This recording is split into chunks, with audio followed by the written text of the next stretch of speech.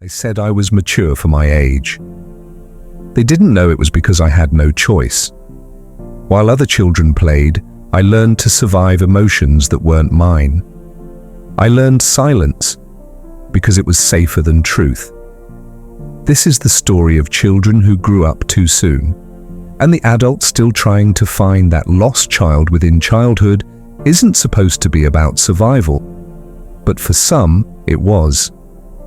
When the home becomes unstable, a child learns to read faces before they learn to read books. They scan moods like weather forecasts, sensing storms before they come. And when they realize no one else will protect them, they grow up too fast.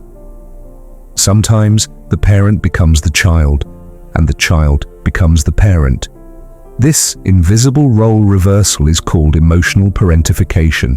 You comfort your crying mother, you calm your angry father, you hide your pain so they don't worry, and you start believing that love means responsibility. The world calls them strong. But strength built on fear isn't strength, it's armor. These children carry invisible backpacks full of unspoken pain. They smile through chaos. They apologize for existing. They grow into adults who can handle everything, except being cared for. Everyone admires the mature child. But behind that maturity lies exhaustion. They can't rest because rest feels unsafe. They can't cry because they were taught crying is weakness. They can love deeply but never fully trust.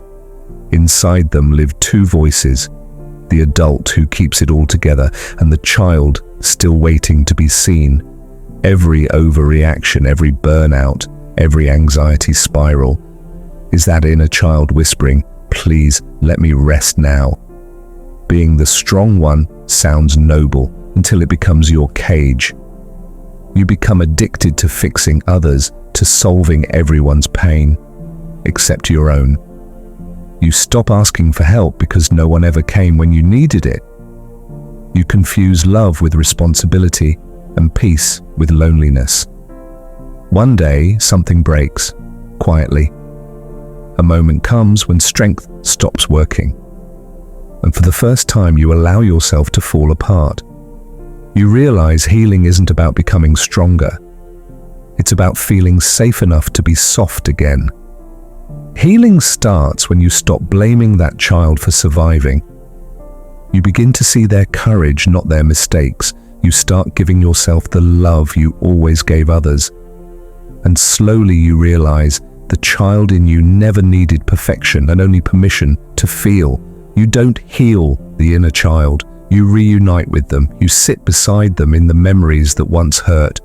And you whisper, you did nothing wrong. You can rest now. I'm here." That's when the story changes, not because the past disappears, but because the child finally has someone who stays.